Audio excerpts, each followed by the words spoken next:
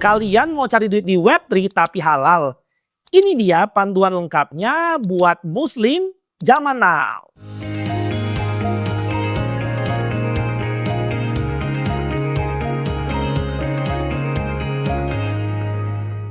Hai, gua dengan Eko, seorang kripto dan Web3 edukator yang sudah 4 tahun ada di industri ini. Setiap minggu, gua akan share video-video edukasi seperti ini supaya kalian makin jago investasi dan juga bisa dapat insight yang buka peluang biar dapat duit di industri ini. Jangan lupa subscribe dan juga pencet tombol lonceng supaya kalian nggak ketinggalan update-update dari gua. Video ini dipersembahkan oleh Facet. Facet adalah crypto exchange yang sudah mendapatkan Syariah Compliance Certificate dari Amanah Advisor. So, semua produk dan layanan mereka dipastikan aman dan juga sesuai dengan kriteria syariah. Selain itu, biaya transaksi di Facet itu murah banget guys. Dan juga ada gratis biaya deposit. So pastikan kalian cek Facet sekarang. Sebelum lanjut nih guys, banyak banget yang bilang ke gua kalau Web3 dan kripto itu haram. Tapi apakah benar semuanya haram? Padahal kripto dan Web3 bisa jadi peluang kamu untuk menghasilkan rezeki halal jika kalian ngerti caranya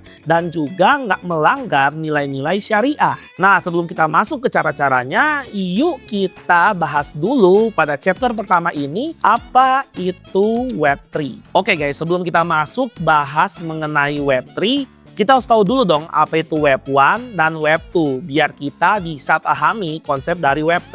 Web 1 itu adalah fase awal dari internet guys, di mana terjadi sekitar tahun 90-an hingga awal dari 2000-an. Di era Web 1, semua data bersifat statis sehingga pengguna itu hanya bisa baca aja tanpa bisa berinteraksi dengan orang lain. Jadi nggak ada tuh yang namanya login, subscribe, like, comment, share.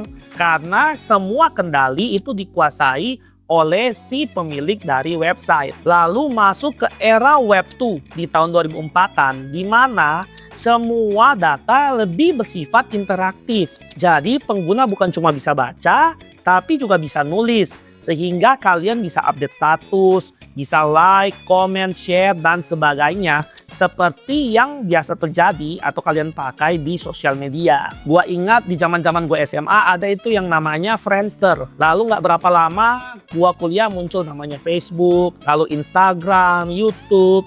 Sampai sekarang sudah ada Twitter, Threads, dan masih banyak sosial media yang lain ya berkembang. Tapi guys, ada satu catatan penting di Web2 ini, yaitu semua data yang kita hasilkan seperti status, konten yang kita upload, dan sebagainya, itu dikumpulkan dan juga dikontrol oleh satu perusahaan besar. Misalnya gua upload konten di YouTube, itu dimiliki oleh perusahaan YouTube.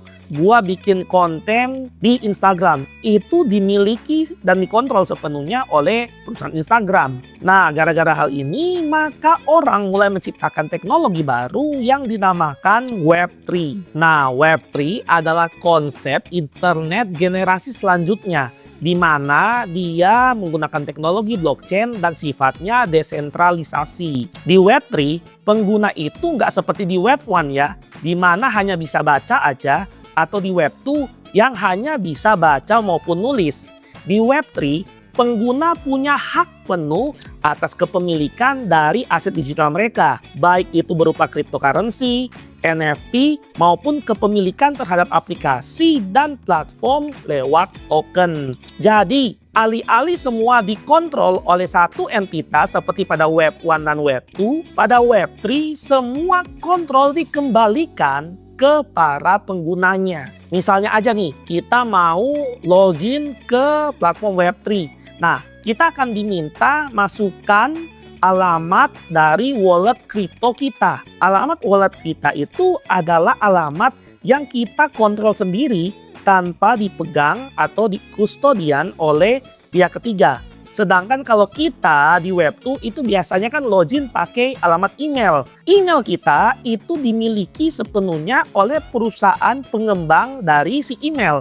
Misalnya Gmail dimiliki oleh Google. Jadi kita itu nggak sepenuhnya bebas atau memiliki email kita. Jadi guys, kalau dipikir-pikir, ini bukan hanya bicara soal teknologi baru aja, tapi mengenai filosofi tentang kepemilikan, privacy, serta kebebasan di dunia digital. Lalu guys, kita akan masuk ke chapter 2 tentang cara cari duit di industri Web3.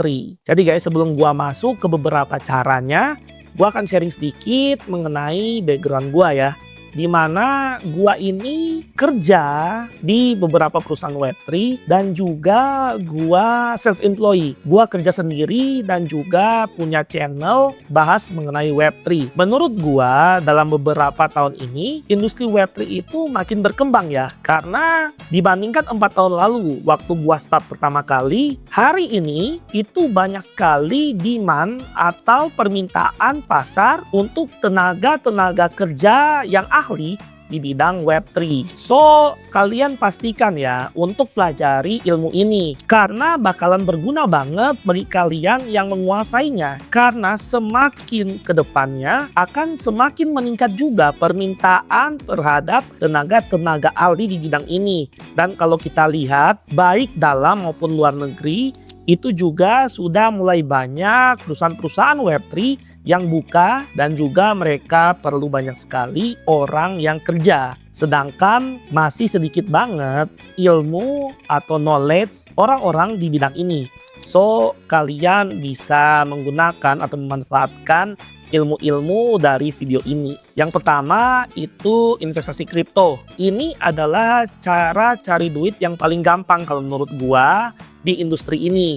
Di mana kalian itu cukup dengan investasi aset kripto yang sudah diperbolehkan secara syariah dan tidak mengandung unsur riba, gharar maupun ketidakjelasan yang tidak ada unsur manipulasi pasarnya. Let's say ya ada seperti Bitcoin maupun Ethereum, karena dua aset ini itu punya market cap yang sudah sangat besar sehingga agak sulit untuk dimanipulasi. So pastikan kalian beli aset-aset kripto yang sudah dikurasi dan aman karena memenuhi kriteria syariah. Dan salah satunya rekomendasi gua bisa beli di exchange Facet. Yang kedua, staking kripto. Kalau tadi kita investasi, kita cuma melakukan pembelian aset kripto dan menjualnya nanti beberapa tahun kemudian kalau sudah mencapai target investasi kita. Kalau staking kripto ini kurang lebih hampir sama dengan melakukan deposito di bank. Nah, caranya itu kita akan menggunakan aset kripto yang kita beli itu untuk dikunci dan dipakai untuk mengamankan jaringan dari blockchain si aset kripto. Misalnya kita beli aset Solana. Nah, dengan konsensus proof of stake, kita akan mengunci Solana kita dalam jangka waktu tertentu. Sehingga Solana kita akan dipakai untuk mengamankan jaringan dari blockchain Solana. Dan kita yang men-staking aset kripto kita akan mendapatkan imbal hasil dari penggunaan staking ini. Nah, staking kripto ini sifatnya bisa halal selama tidak menyerupai sistem bunga ataupun riba. Jadi perlu diperhatikan kontrak yang digunakan dan transparansi dari sistem si blockchain. Nah, cara ceknya gimana? Itu kembali lagi lihat ke white paper si project crypto. Penjelasan mengenai white paper sudah pernah gua bahas di video-video gua sebelumnya. Jadi pastikan kalian cek juga ya. Ketiga, membuat dan menjual NFT. Nah, pasti kalian gak asing ya dengan istilah NFT atau non-fungible token. Karena sempat hype di 2021 sampai 2022. Nah, non-fungible token atau NFT ini adalah aset-aset yang biasanya ada di dunia nyata tapi didigitalkan. Nah, let's say orang punya gambar atau ilustrasi, lalu ada juga musik, lalu catatan-catatan, itu mereka ubah secara digital menggunakan blockchain menjadi NFT. Nah, terus gimana sih hukumnya dari membuat maupun menjual NFT? Jadi guys, membuat dan menjual NFT seharusnya ya itu halal selama kontennya tidak bertentangan dengan syariat. Seperti ada unsur pornografi, lalu penipuan, serta ada unsur-unsur haram lainnya. Jadi ini sebenarnya pada dasarnya kita itu membuat satu karya digital aja, karya seni. Gimana kita buat lalu kita jual ke orang. Jadi kalau nggak mengandung unsur-unsur tadi seharusnya halal aja sih. Lalu keempat, menjadi liquidity provider atau penyedia likuiditas. Nah, menyediakan likuiditas di platform-platform decentralized atau DEX itu bisa halal jika dilakukan tanpa riba dan akadnya itu jelas, tertera di awal. Nah, sebagai liquidity provider, pastikan kita itu menghindari project-project yang menjanjikan return yang pasti atau yang besar dengan iming-iming, wah bisa cepat profit nih. Dan juga harus tidak berbasis bunga dan pastikan juga tidak mendukung aktivitas spekulatif yang berlebihan. Kalau sudah memenuhi ini, ya bisa dikatakan pekerjaan penyedia likuiditas itu bersifat halal. Lalu yang kelima itu menjadi airdrop dan bounty hunter. Jadi biasanya pemilik project itu kan mau mempromosikan project mereka. Nah, daripada mereka bayar biaya marketing, biasanya mereka tuh sudah sediakan satu hadiah atau reward bagi orang-orang yang mau menggarap airdrop. Nah, menggarapnya seperti apa? Dia itu akan bantu promosikan si project atau bantu untuk tes menggunakan si project supaya orang-orang makin banyak yang masuk ke project itu. Nah, hadiahnya alokasi token atau kripto si project yang sudah disediakan sebelumnya dibagikan ke para penggarap airdrop berdasarkan jumlah kontribusi yang sudah mereka berikan. Nah, sama bounty juga itu seperti melakukan satu tugas atau satu pekerjaan di dunia Web3 yang ada imbal hasil. Misalnya kalau ada wallet atau aset kripto yang kena hack di dunia Web3, biasanya akan ada program bounty supaya ya bisa dibilang ya white cap hackernya itu bisa bantu ngembaliin dananya. Hukumnya gimana guys? Hukumnya ini sebenarnya halal asalkan tidak ada unsur menipu, tidak spam ya. Banyak orang supaya dapat reward tinggi dia nge-spam terus di komunitas dan juga proyeknya bukan dengan tujuan haram. Jadi kalau memenuhi ini semua seharusnya pekerjaan itu halal juga. Selain 5 cara yang tadi, sebenarnya masih banyak banget guys cara buat ngasilin cuan atau uang lewat Web3. Bisa kalian jadi content creator, bisa kalian kerja seperti gua di perusahaan Web3 dan sebagainya. Nah, kalian bisa explore terus karena masih banyak banget potensi di bidang-bidang ini. Dan juga guys, permintaan atas tenaga ahli di bidang Web3 itu banyak banget ya, terutama dari luar negeri. Gua sendiri dapat beberapa pekerjaan gua di luar negeri dan gajinya itu dalam US dollar, gede banget karena pakai standar minimum upah dari luar negeri. Jadi ini bisa jadi solusi bagi kamu yang mau kerja remote dari mana aja tapi mau tetap gajinya gede. Lalu terakhir guys, chapter 3 yaitu warning zone. Kalian wajib hindari hal-hal yang haram berikut ini. Jadi guys, Web3 itu ibaratnya hutan rimba. Ada buah manis dan juga ada yang beracun. Harus milih-milih, nggak bisa sembarang libas aja. Nah, berikut ini ada beberapa cara biar kalian bisa terhindar dari hal-hal yang berbau haram di industri Web3. Yang pertama, hindari hal-hal yang punya unsur atau bersifat ponzi atau punya skema piramida. Lalu token-token yang sifatnya porno, itu banyak banget guys di luar sana. Lalu yang punya tujuan untuk judi dan juga punya sistem bunga.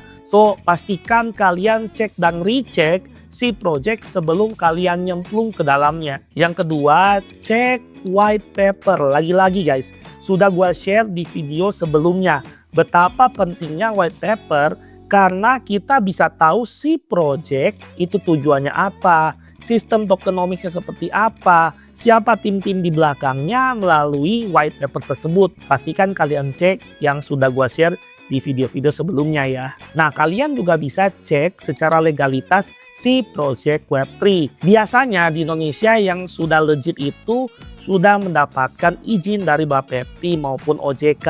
Dan juga kalian bisa mulai dari platform yang sudah punya kurasi syariah seperti Facet Exchange. Di Facet guys, kalian nggak perlu repot-repot atau pusing-pusing ngecek satu persatu aset kripto yang ada di luar sana. Karena itu ada ratusan ribu guys. Semua aset kripto yang sudah di listing di Facet Exchange itu sifatnya halal karena sudah memenuhi nilai-nilai syariah dan juga sudah dikurasi dengan baik oleh tim dari Facet. Sehingga kalian bisa tenang waktu investasi kripto dan menghasilkan profit dari Web3 menggunakan Facet Exchange. Nah, cara downloadnya juga gampang banget. Jadi kalian cukup masuk ke Google Play Store atau App Store, lalu ketik FASSET, Facet. Lalu kalian bisa download, install, dan juga melakukan verifikasi data diri. Dan kalian sudah siap untuk investasi syariah di Exchange Facet. So, Web3 bukan hanya hype sementara, tapi merupakan revolusi dari teknologi. Dan menurut gua, umat Islam jangan ketinggalan dan cuma jadi penonton aja, tapi harus jadi pelaku atau pengguna dari Web3 ini juga. Tapi gua berkali-kali ingetin, rezeki halal itu jauh lebih penting dari hanya sekedar cepat kaya. So pastikan kalian selalu riset sebelum terjun ke dalam dunia Web3. So itu dia aja guys video gua kali ini mengenai cara cari duit halal melalui industri Web3. Nah, semoga video ini bermanfaat bagi kalian ya. Dan juga jangan lupa praktekkan ilmunya di rumah. Jangan lupa untuk selalu melakukan riset kalian sendiri dan tetap waspada serta hati-hati sebelum kalian berinvestasi kripto. Nah, jika kalian ada yang bingung, langsung tanya aja di kolom komentar. Jangan malu-malu. Dan sampai jumpa untuk pembahasan video-video mengenai kripto dan Web3 selanjutnya di minggu depan. See you guys.